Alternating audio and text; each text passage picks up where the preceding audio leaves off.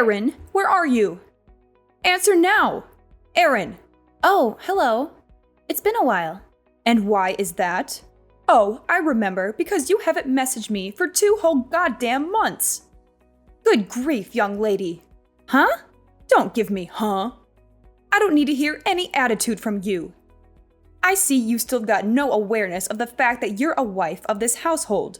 No, but when your mother-in-law kindly goes out of her way to message you, you put whatever you're doing aside and respond immediately.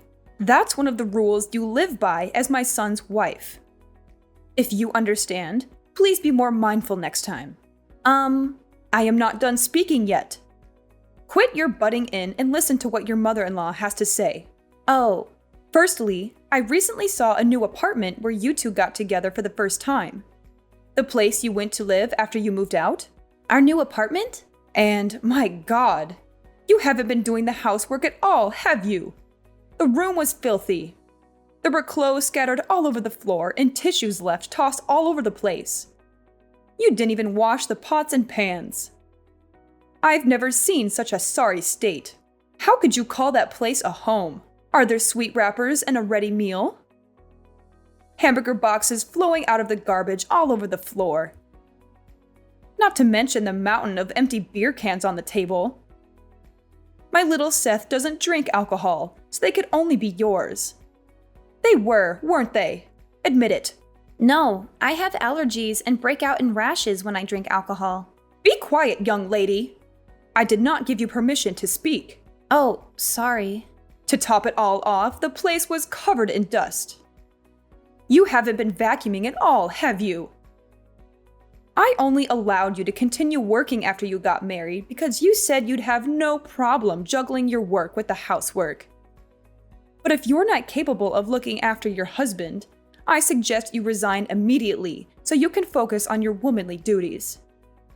This is why women should stay at home housewives once they are married. Are you finished now? What? You appear to be making a lot of misconceptions, so allow me to correct you. Don't talk back to me, young lady. Me and Seth are already divorced. Yes, I'm aware of that. Huh? If you know, then why are you throwing around words like mother-in-law and wife? Why wouldn't I? Come on, Erin. Please use your brain for once. Even if you're divorced, as long as you and my little Seth are living together, you're still his wife.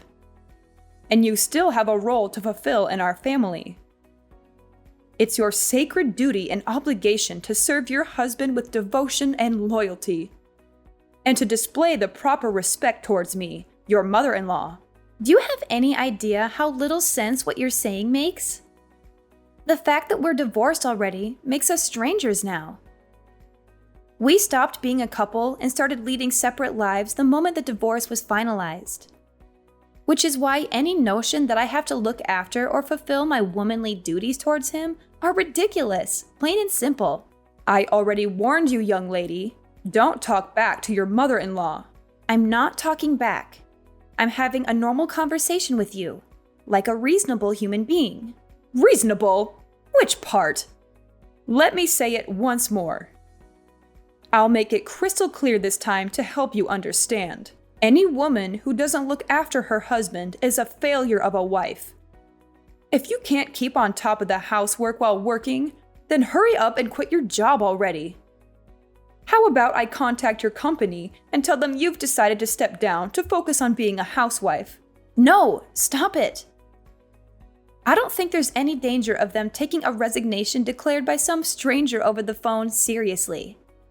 But I don't want to cause them any inconvenience. Then just quit now while you still have some dignity left. Let's face it, after seeing how lazy you are at home, you're probably a burden to them too.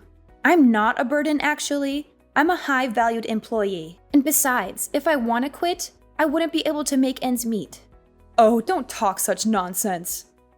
Are you seriously saying that my little Seth's salary alone isn't enough to keep you going? But I already told you we're not living that kind of life together anymore. I think what you meant to say is that you're a shameful disappointment of a wife.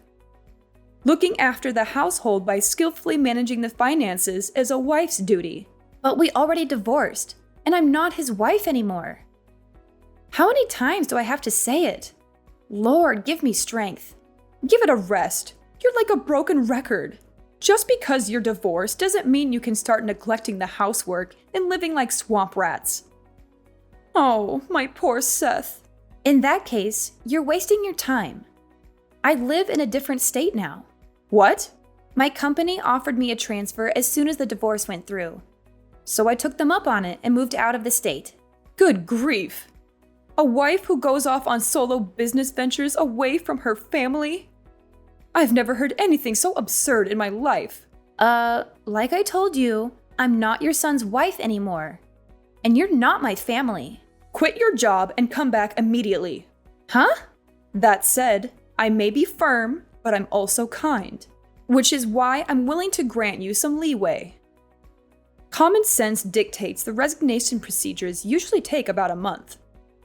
So I'm very kindly willing to give you 30 days to make the necessary arrangements and come back. I'll look after little Seth in the meantime. So hurry up and quit your job and move back here so you can be by our side again. I told you, we're divorced. Quit talking nonsense. Now you're just arguing for argument's sake, young lady.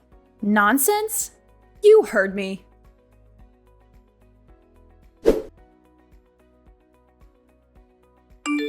Hey, Seth.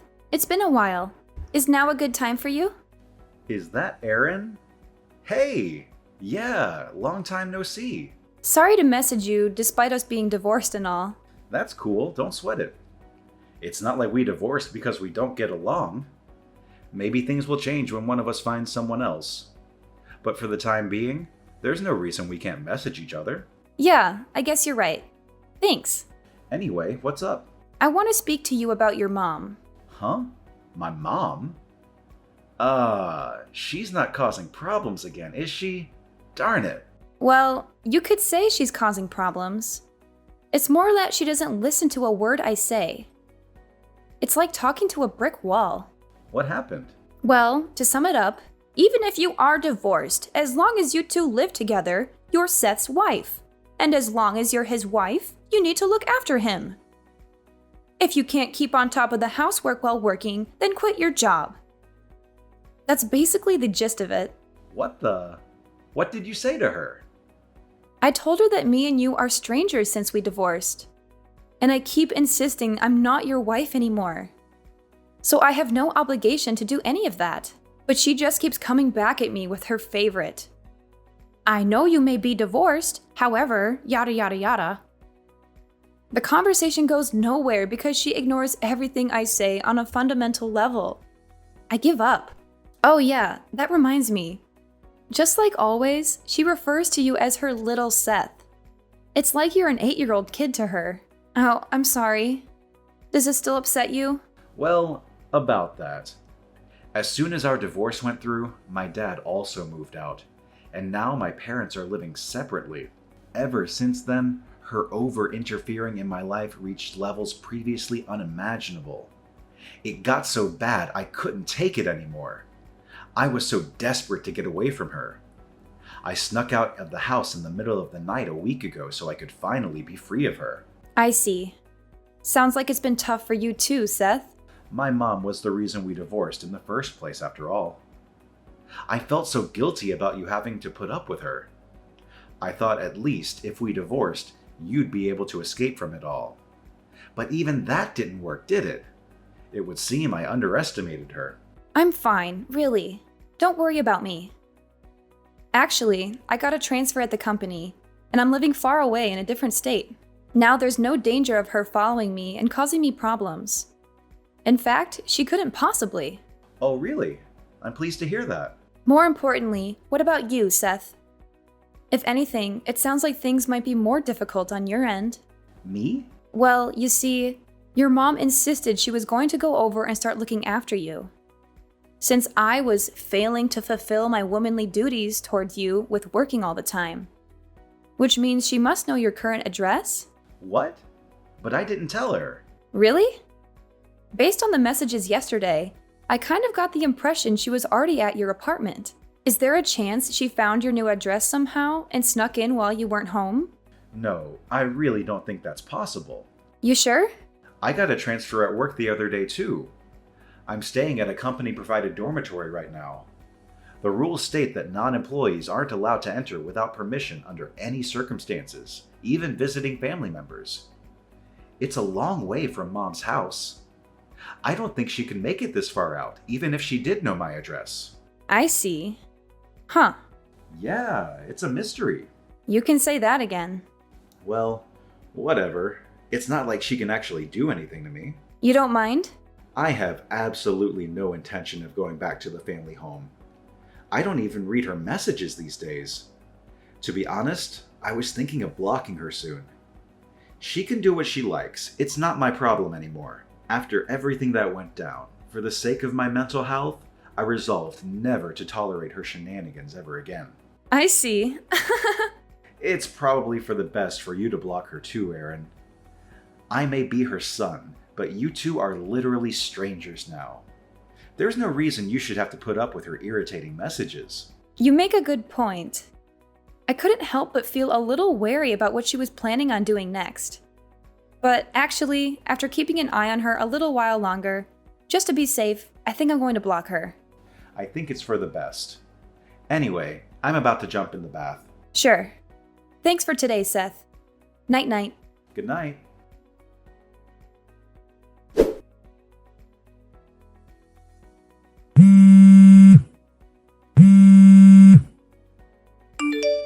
Aaron, answer!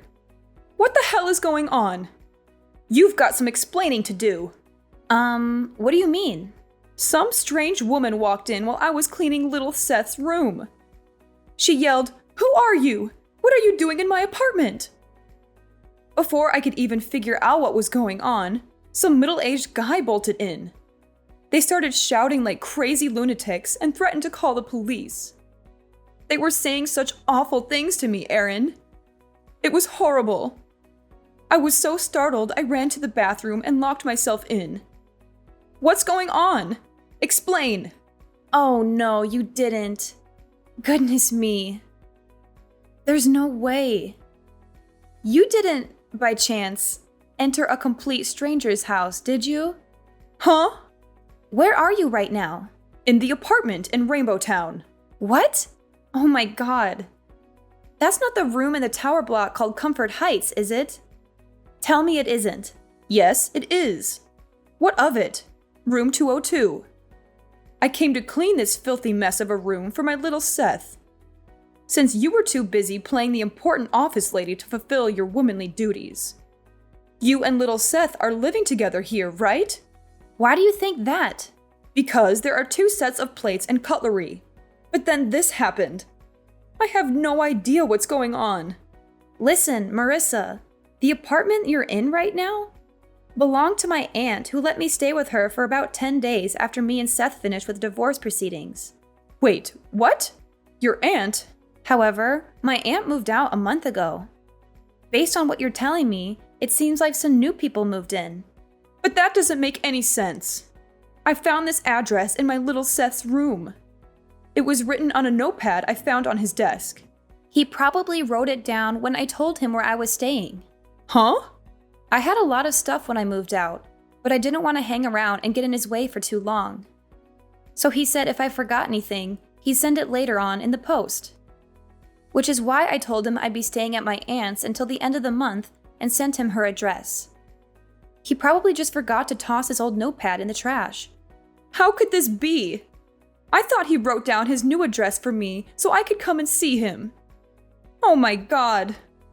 The only reason I didn't try following him when he disappeared in the night is because I thought, knowing his address, I could go and see him whenever I wanted. If this isn't his apartment, where's my little Seth right now? Tell me! Nope, sorry. I don't even know myself. I know you're lying. What kind of wife doesn't know where her husband lives? That just doesn't happen. Like I said, me and your son are no longer married. And like I said, even if you are divorced. Want to know the reason why we got divorced, Marissa? Because of you. What? Me? Seth hates how you meddle in his life all the time. He told me you've been babying him and interfering with basically everything he ever does since he was a teenager. Then when we married, you started acting like some kind of dictator trying to turn me into his personal slave. I was to cater to his every whim, at all times, regardless of what I wanted. He blamed himself, and his mental health took a turn for the worse.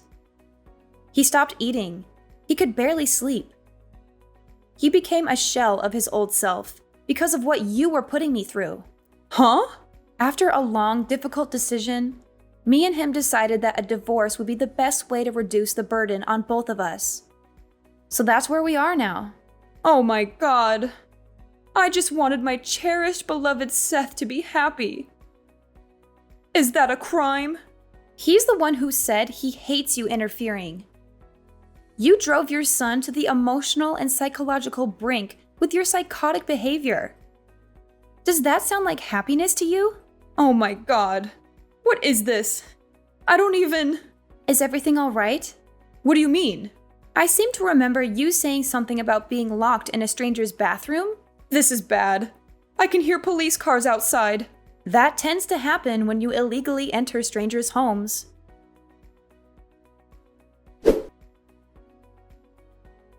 Firstly, as for how my ex-mother-in-law managed to get into a stranger's apartment, it turned out the couple who were living there forgot to lock the door when they both went out for work, so she was able to creep in unnoticed.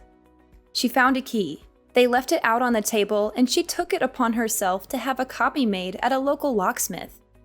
She returned to the empty apartment for several consecutive days while its inhabitants worked, where she continued diligently looking after her son.